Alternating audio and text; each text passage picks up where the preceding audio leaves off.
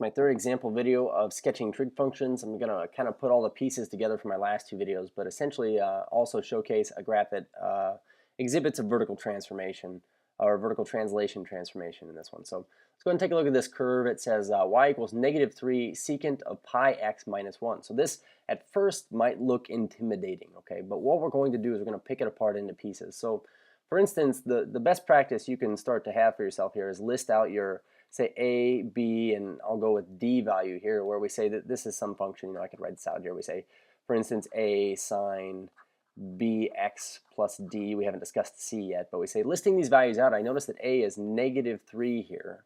Okay, our b value here is this coefficient of x. We say is pi. Should never intimidate you. Actually, that's kind of a nice thing when you have a pi in there. And then we say -1 is our d value. Okay, so what can we deduce from this? Well, first things first, we could say that we're graphing a secant graph.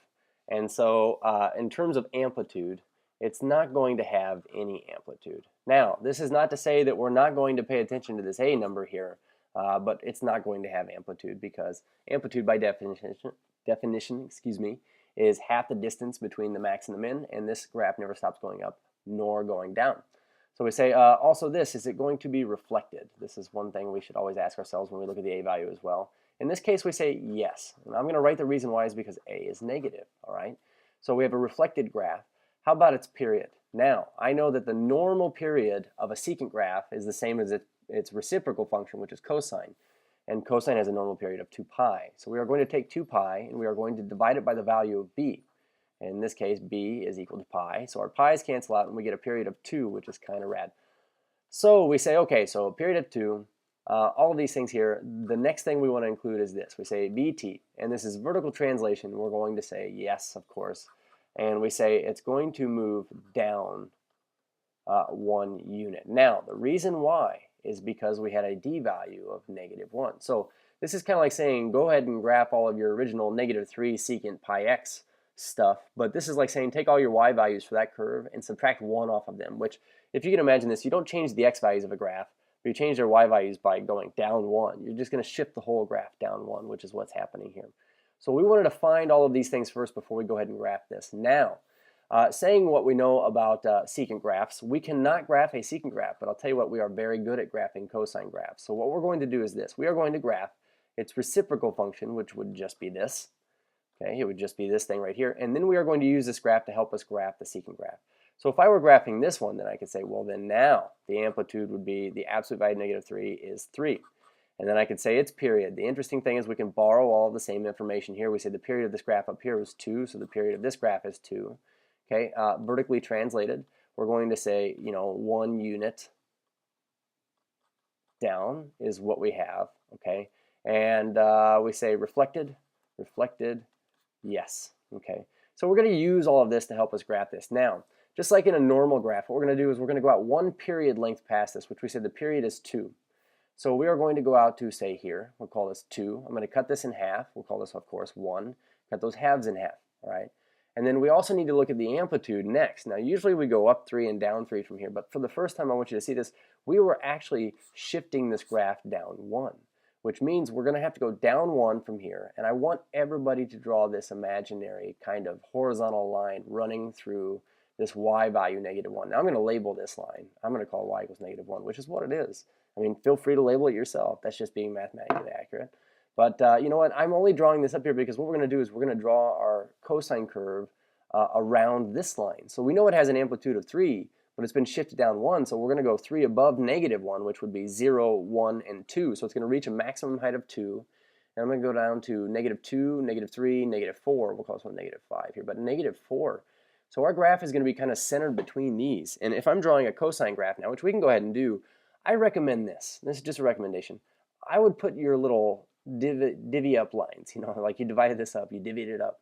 But on this too, just to help you out, because when we graph our cosine curve, we know that cosine usually starts at its maximum, but this graph has been reflected. So this is going to start down at its minimum. So we say minimum -4. Then we say ground level, but usually ground level is at 0. Now it's been shifted down 1. So we say now we're going to go 3 above this. So we say up to a height of 2. And then we say back down to ground level, quote unquote, and then we say back down to its minimum in this case. So this is our upside downy cosine curve. And as a matter of fact, while we're at it, why don't we just go out to -2 this way, call this -1, cut this up, and then draw the other side of our graph. So we would have something that, again, putting your lines in here, we'd say would go to, what was formerly a height of 0 to its maximum in this case, to formerly a height of 0 down to its minimum again. And so we get this curve that looks like this. Here's our cosine curve. So we are only using this. Let me switch to like a green. That would be a good one here, green. We know that its reciprocal function, if it's the reciprocal of this, really, which is what we want to draw, then I know that whenever this graph is at a height of, what was formerly 0, ground level, I know that my reciprocal function is going to be undefined. So this is where, these are the spots where we are going to drop in the asymptotes for this graph. And so we say, here are the asymptotes. And again, why don't we, I don't want to use the green color. We're already using it for asymptotes. We'll go like sky blue here. For a reciprocal function, the reciprocal function actually just looks like this, like indefinitely. We get this little swoop in here, get this little swoop in here. It's not a parabola, because these do actually increasingly go more and more vertical, whereas a parabola goes left and right forever. And we actually have to include out here on the ends as well. We have to include these points. So we'd say, okay, so now looking at this light blue graph, which is what I wanted, all I had to do was know how to graph this graph in order to get this graph. So describing this, we say it has no amplitude. Looking at it, its domain. Let's pick one undefined spot. I noticed that this is -0.5 or -1, so that's -0.5. Or I could say even x is a half. So we say x cannot be a half. And we say the distance from a half out to 3/2, that's a distance of 1 unit. Okay, so we could say plus 1 times k, where k is a whole number, and we say the range is all, no, not all reals. This isn't a tangent or cotangent graph. We say the range on this one, apologize, we said it was 2 and above. It reached a height of 2 and above, or it reached a height of -4 or below. So its range is kind of offset here. We're going to have to say y is greater than or equal to 2, and y is less than or equal to -4. So not just equispaced from the x-axis. Cheers.